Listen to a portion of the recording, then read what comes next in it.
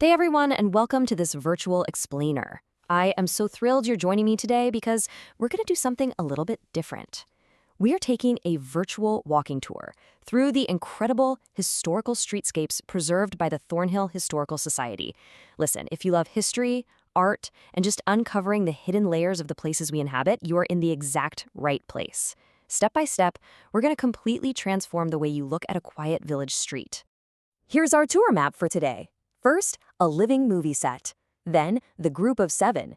After that, secrets in bronze, preserving the streetscapes, and finally, a walk through history.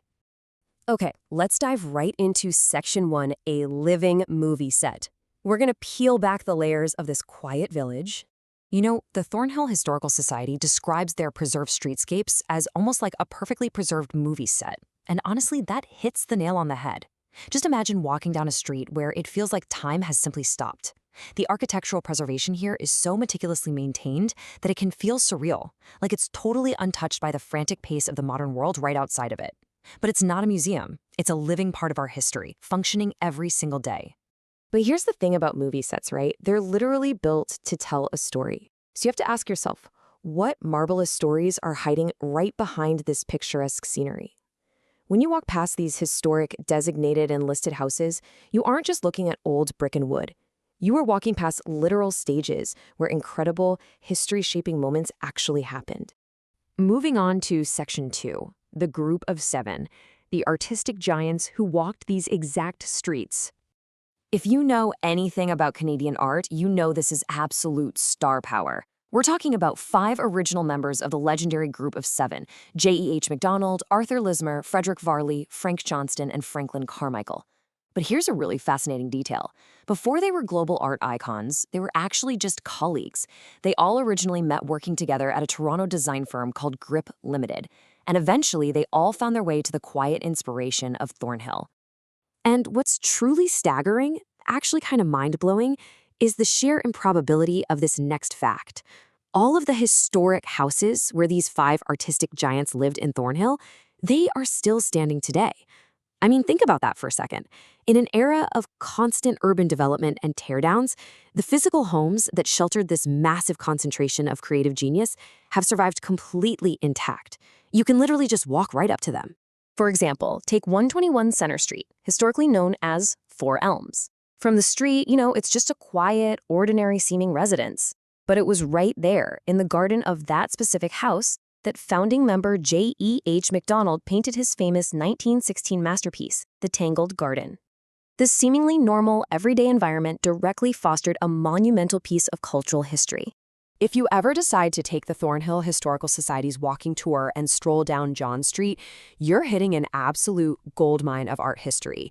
You've got Frank Johnston at 14 John Street, Arthur Lismer just down the way at 22, and Franklin Carmichael at 68. Then you have Frederick Varley, who actually took up temporary residence in 1917 at the Pomona Mill House at 170 John Street. These guys didn't just visit. This specific neighborhood was the bedrock of their daily lives. All right, Section 3, Secrets in Bronze. Time to uncover some local lore through plaques. 16. That's the magic number. Since 1973, 16 of these historic bronze plaques have been erected all throughout Thornhill. If you're ever walking through the village, keep your eyes peeled for their distinctive wheat sheaf logo. Every single one of these 16 plaques acts like a little breadcrumb, marking the people, places, and events that completely shaped the community. They're literally hiding incredible stories right in plain sight.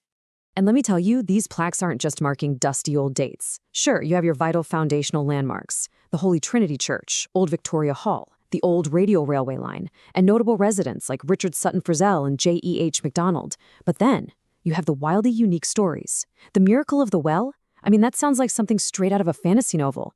And even more tantalizing, how Thornhill decided the American election of 1832. It is absolutely mind-boggling to think that a quiet Canadian village has a direct line to a 19th century American presidential election. Just wild. Section 4, Preserving the Streetscapes. Protecting the built heritage and its stories. This right here represents the whole philosophy of the Thornhill Historical Society in a nutshell. There is a massive difference between passively looking at a designated or listed house as just, well, an old structure, and actively knowing its marvelous stories. Through their walking tours and their really rigorous architectural preservation, the village transforms passive observation into a deep, active experience of a living part of our history. You aren't just looking anymore, you are understanding. And because of all this dedication to preservation, these spaces still serve the community today. The source material beautifully describes the grounds of the MacDonald House. Yes, the very place the Tangled Garden was painted as an enclave of peace. It remains a historic meeting place for reflection today. This built heritage isn't locked away behind glass in some museum. It acts as a functional, breathing cultural hub for the community right now. Let's look at how this builds a brilliant bridge between the past and the present. In that very same MacDonald House garden, there's a recently unveiled modern installation called A Moment of Algoma Easel. This is so cool because it explicitly connects Thornhill's local backyard history directly to the broader, massive Northern Ontario touring route that's famous for Group of Seven landscapes. It just goes to show that the history here isn't isolated. It's a vital piece of a much larger national story. Finally, Section 5, Walk Through History. Let's tie this whole layered history arc together. So, synthesizing everything we've looked at today, we see a really clear, structured journey right on the sidewalks of this village. Step 1, you can physically trace the footsteps of artistic giants. Step 2, hunt down those wheat sheaf logos to uncover wild local lore cast in bronze. And Step 3, experience the preserved built heritage for yourself.